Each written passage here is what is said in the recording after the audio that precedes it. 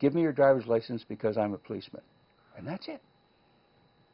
You know, now, if he'd said there's been a robbery in town and we're stopping everybody, we're checking this. Different matter. Whole different situation. Absolutely. No, give me your driver's license. Why? Because I'm a policeman. So you have, and this is RCMP. Well, in the city police in Vancouver, though, he threatened to arrest me if I didn't give him my, because I did the same thing. I said, you have no reason to ask me for my driver's license. Okay? Yeah. Well, I haven't been drinking. I don't smell of alcohol in my breath. All of my lights in my car work. Yeah. And what are you asking me for my driver's license for? Yeah. Well, all I'm saying is, when you get a situation, and you know, my focus in this conversation is about the RCMP. I'm doing a book on this whole issue in due course, but is the RCMP, because what I've seen of them and what I know about the background of the corporate structure, the corporate culture, that's making a really, really dangerous police force. Okay. My guest has been, or is, because I think we're going to keep on going. You got some more you want to talk about here? No. A little bit more? What's up to you? I mean, let's go 10 minutes more. My guest, Roger McAfee, former Crown prosecutor under Stuart McMorrin, who was a interesting prosecutor in Vancouver history, former defense lawyer, business lawyer, bon vivant, wrote a wonderful book called The Warm Dry Boat, and I thought that was wonderful because our previous guest, Dad Wolcott, comes up to him and wants to talk to him about the Warm Dry Boat, because he tried to get it on our website and it's down at the present moment, and he's got a Tolly craft, and it's just interesting. If you get a boater, they all want to know how to dehumidify it. Oh, right? You gave him good information. I thought that was wonderful. But that's the big problem with boats. Yeah. You know, they live in the water and they get damp. wet. So you gotta be able to dry them out inside. Yep. Otherwise, you get mold and mildew and all of this. So how do they get hold of the boat the book if they want it? Can you just buy it in any bookstore? No, not really. Okay, you got to go to your website. Yeah. Well, give me a website. Well, actually, I deal through a distributor in the U.S., Robert Hale & Company. Well, what's website? How do they find that? Just type in Robert Hale & Company. Robert Hale, H-A-L-E? Yeah. Okay, Robert Hale & Company. You're going to put a link on the website and they're the distributor, and they'll know where it can be. They'll know where to get it? Yeah, I don't compete with my distributors. Okay, that sounds good. I like that. And they can also get a really good boat's log with a picture of your wife standing nude in a waterfall up in the... It's an artistic picture. An artistic picture, yes. Let's just make sure here. How many guys do you know that can publish a book with your wife nude on the cover? And I had her permission too. I know you did. You told me the story, though. And it's true. I had her permission. This picture came out a little bit bigger than she expected. Well, there were those who would say that when I showed her the 5x7, it should. Anyway, it worked out just fine. But you're now writing a book on the history of the RCMP, the culture of the RSP, or the RCMP. I'm writing a book about why it will in effect deal with the issue of the corporate culture in police forces generally, but particularly in dealing with the RCMP. Okay, because again, I appreciate that. I have, when Bud Churchill was the chief in West Vancouver, I met Bud Churchill because I had a motorcycle. And I was driving to West Vancouver one time, and I got hassled unmercifully by the West Vancouver police force. No reason. I wasn't speeding. I wasn't breaking the law. They just stopped me because I was riding a motorcycle. What kind of motorcycle were you riding?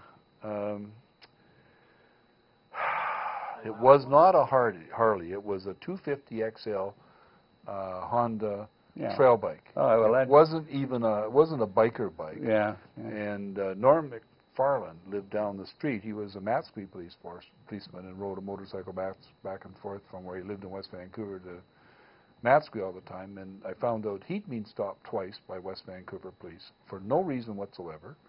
And then Chamberlain, who owned the Tomahawk, had a Harley, and he'd been stopped by West Vancouver police and hassled. Not just stopped, hassled. And then Freddie Struchin had been stopped. And when I had 5 people, I phoned McBrain, who was the police chief at the time and who I knew, And I told him what happened. So Bud Churchill, who also rode a bike on his own thing, came up and talked to me, and we ended up with a little committee, and all the hassles of motorcyclists going through West Vancouver stopped. It's interesting because many years ago, I rode a motorcycle.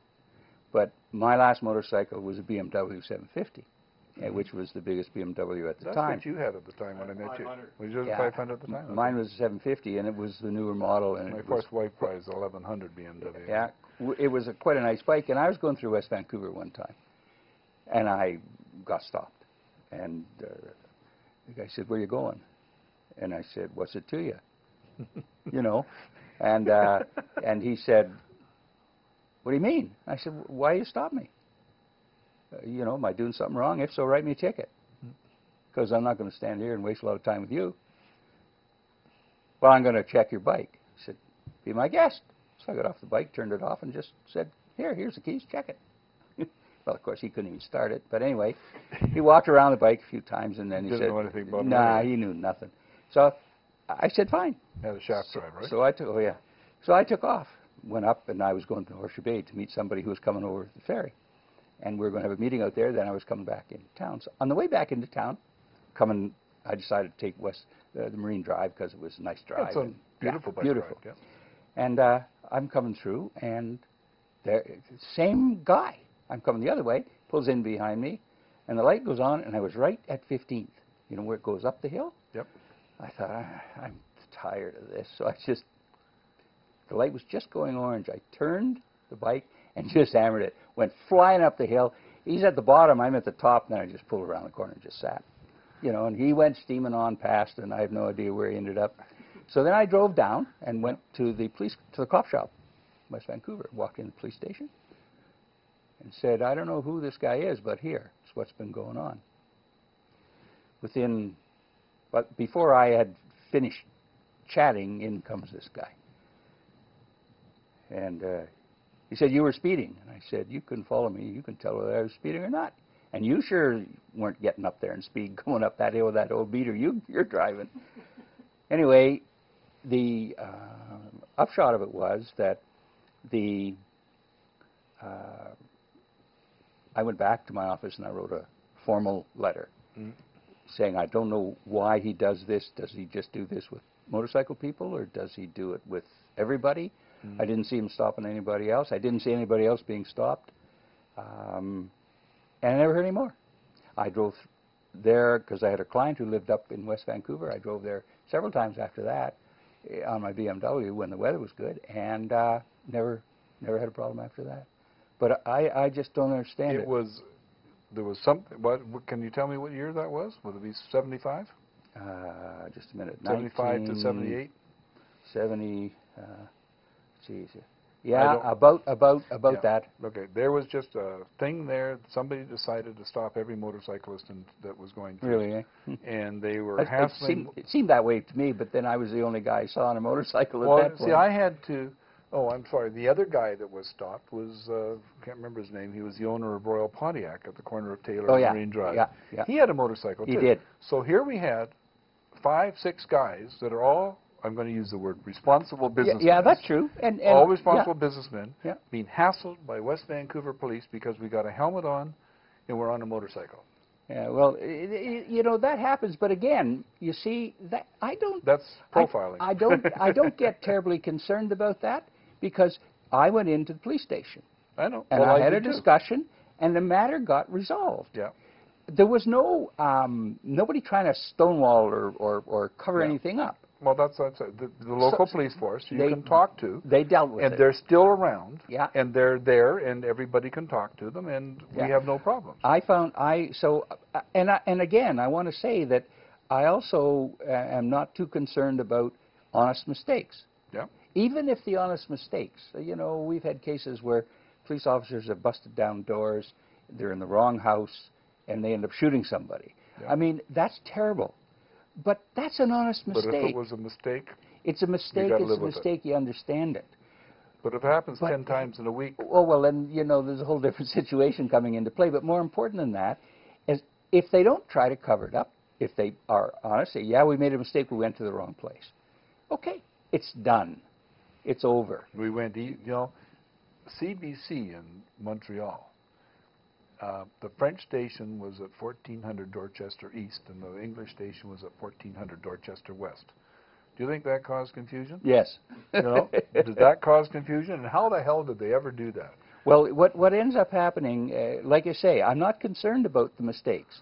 And I'm not concerned about, the odd guy who does this or does that, the odd police officer. They're going to make mistakes. Everybody's human. And yeah, that's exactly right. But I don't like it when they blame their own bad police work or their own whatever on the judges, who can't fight back, really. And the Attorney General has never been great standing up for the judges, okay? And now the latest is the Alberta guys blaming Crown Counsel in BC. In BC, yeah. And